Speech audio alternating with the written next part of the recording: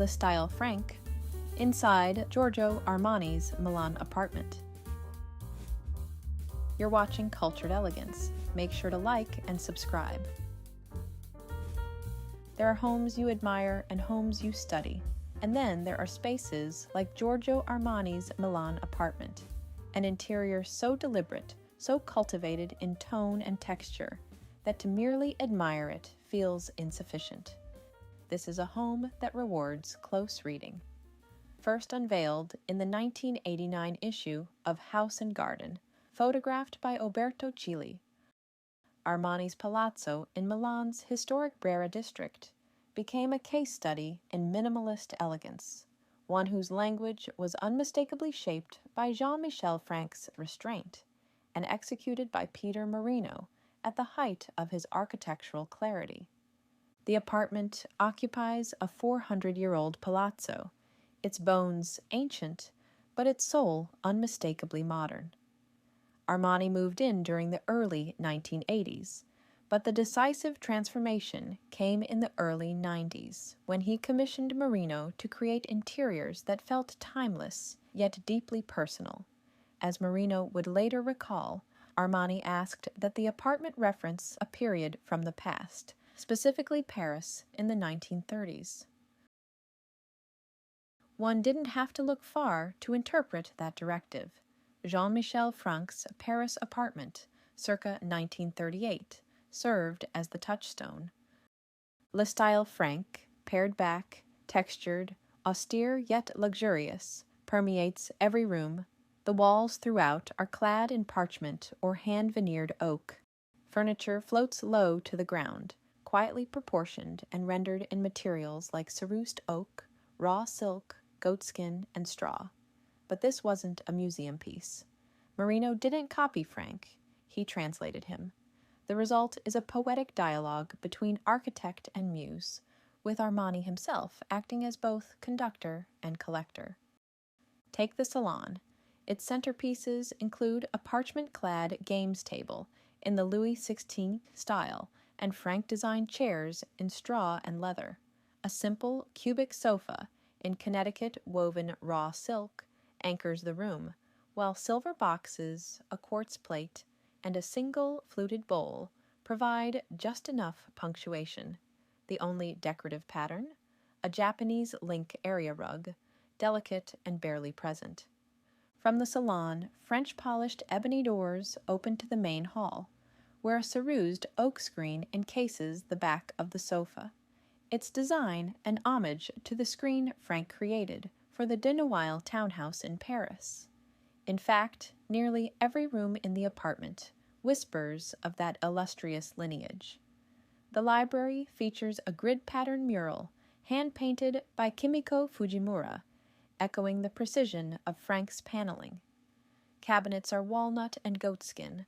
Straw chairs and plaster lamps recall Frank's salon-cum-studio hybrids. And yet, despite the rigorous geometry of the architecture, the palette of ivory, sand, and parchment keeps the atmosphere warm, contemplative, even tactile. The dining room, too, was a study in subtlety. Parchment walls encased a Peter Marino pedestal table, surrounded by Frank's oak ceruse chairs. The ebonized floor glowed beneath the light of parchment-shaded lamps. It felt more like a Frank-era mise-en-scène than a late 20th century fashion designer's dining space. Even in the private quarters, the devotion to quietude prevailed. Armani's bedroom, paneled in sycamore, was sparsely furnished with a campaign-style desk in ebony and salamander. The parchment table lamps, again by Frank, felt like sculptural punctuation marks. The room's simplicity veered close to monasticism, softened only by the glowing warmth of wood and the occasional curve of a bronze or plaster object. But of course, time passes, and even the most meticulously arranged interiors evolve. When World of Interiors returned in 2012 to document the apartment anew for its Designers by Themselves issue, the changes were subtle, but telling. Gone were some of the more severe geometries.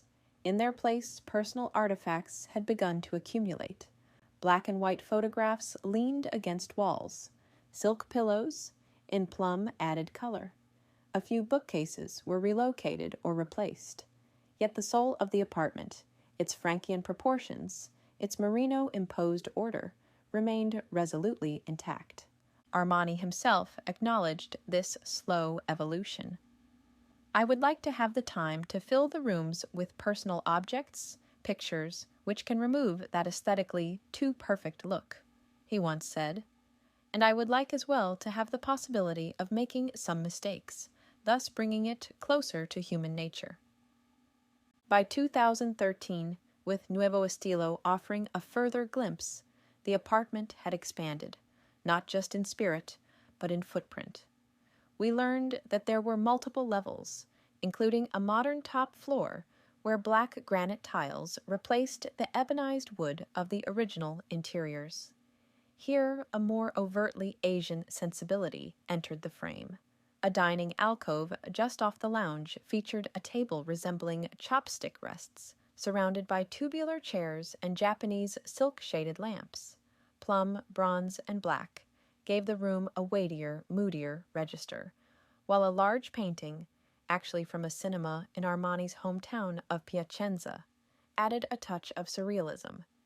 Elsewhere in the newer levels, lounge chairs by Frank were repositioned amid sculpture and stone. The appearance of an ancient Roman marble torso, as Armani himself noted, symbolized his shelter within a shelter. And though some surfaces gleamed more darkly than before, the core tenets of Le Style, restraint, texture, luminosity, held steady. Even the most private spaces had evolved. In a newer photo of the bedroom, the once paneled walls had been painted white. The red Chinese lantern in view hinted again at Armani's lasting fascination with the East. And in the bath, a glowing backlit grid behind a minimalist sink served as a modern reinterpretation of the gridded compositions seen decades earlier. Finally, an exterior shot revealed what the interiors only suggested: 3 distinct levels, each a variation on a singular vision. The uppermost, fully glazed floor likely houses Armani's studio, lounge, and newer dining space, rooms that bridge the original Marino Frank aesthetic with Armani's evolving tastes and personal history. What makes this apartment so enduring isn't just its impeccable composition, or even its architectural fidelity to Jean-Michel Frank. It's the way it allows itself to change, slowly, gracefully, like a garment being tailored over time. Armani didn't reject Marino's design. He lived in it. He absorbed it. And gradually, as life demanded, he softened its edges, added memory, permitted variation. The result is more than just a stylish residence. It's a masterclass in restraint, texture, and timelessness. But more than that, it is the story of a man, a mood, and a philosophy of living that embraces the elegance of control while allowing room for imperfection. It's a lesson not only in design, but in grace.